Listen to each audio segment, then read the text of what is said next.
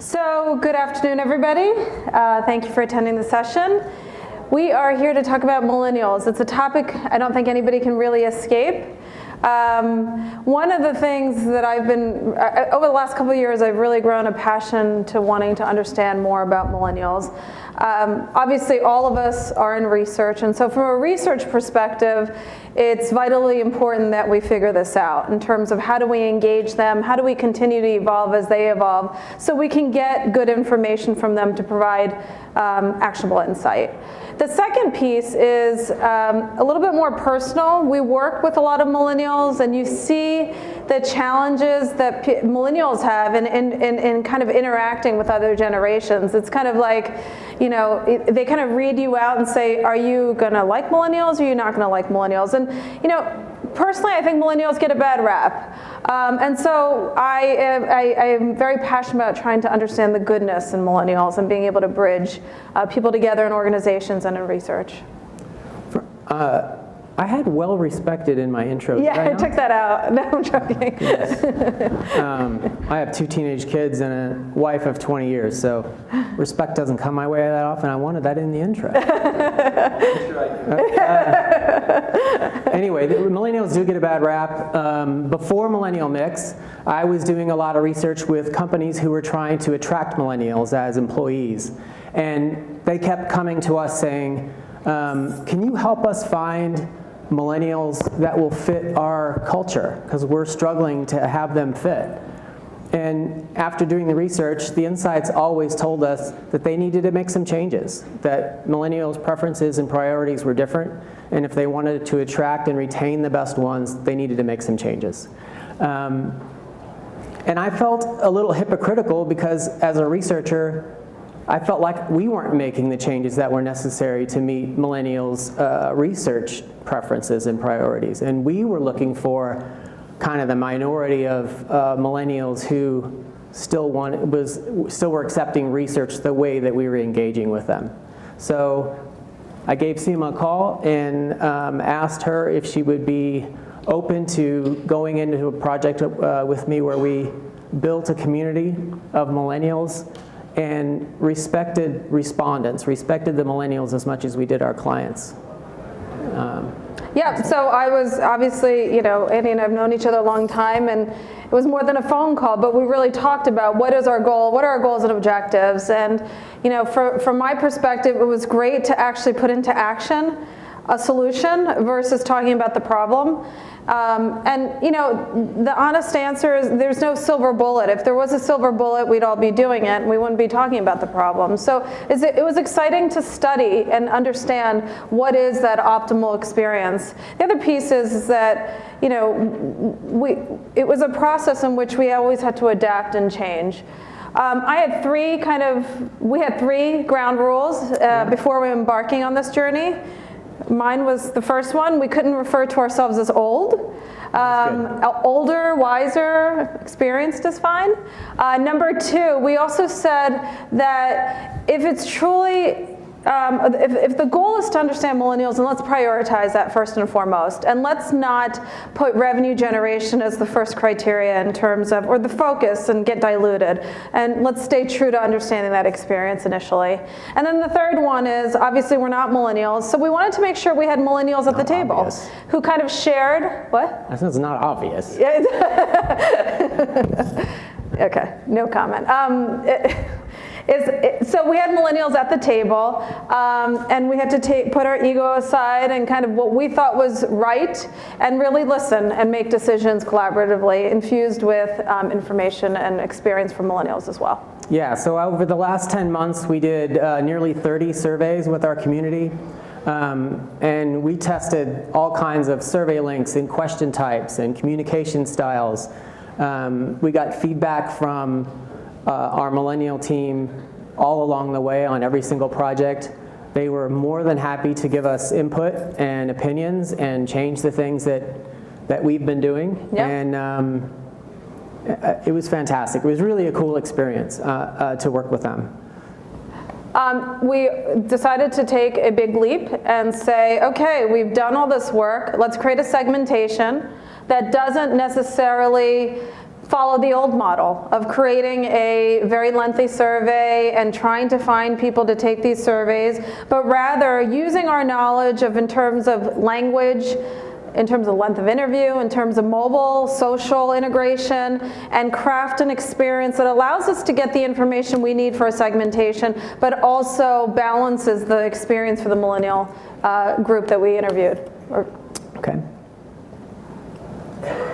So these are the 6 segments that came from the segmentation analysis.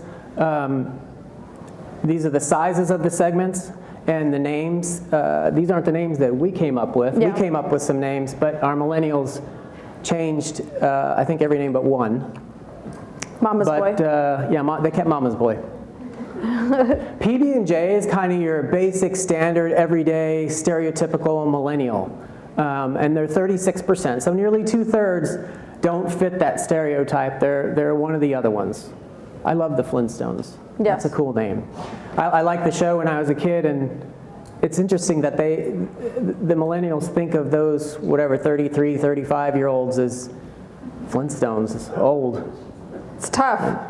It's tough to hear, too, for us. It is. Okay, a little bit about the segments. The first 2 are All Work and No Pay and Bootstrap. These 2 segments are somewhat in common in the sense that they're financially very challenged. And the Bootstrap is more female-oriented, ethnically diverse. She has kids, and she's basically working very hard to support herself. She still has a desire to start her own business.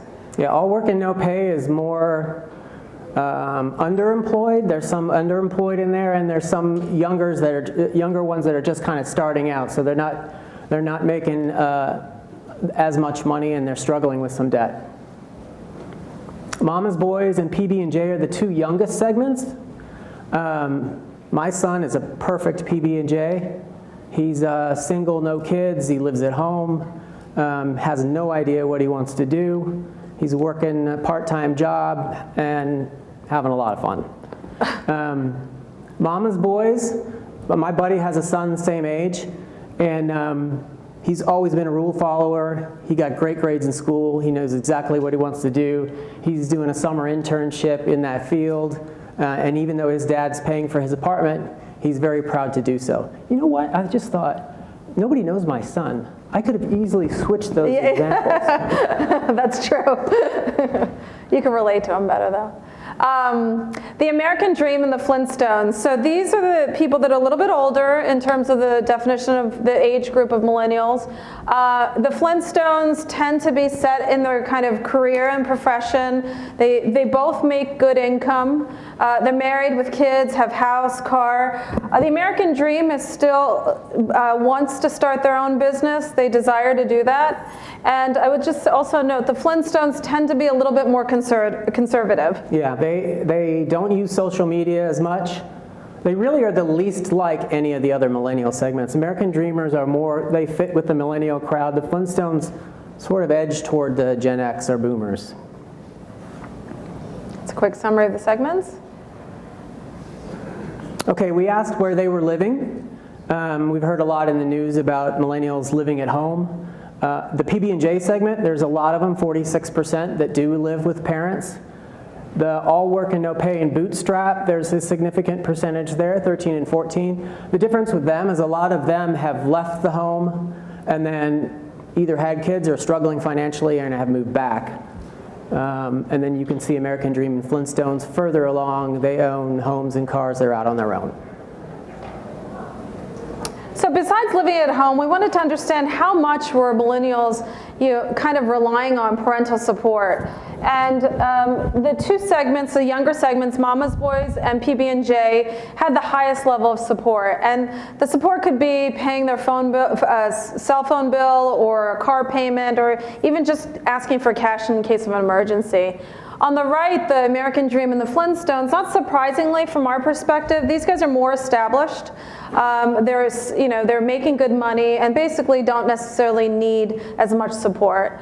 Versus the oops, versus, that's okay, whatever works.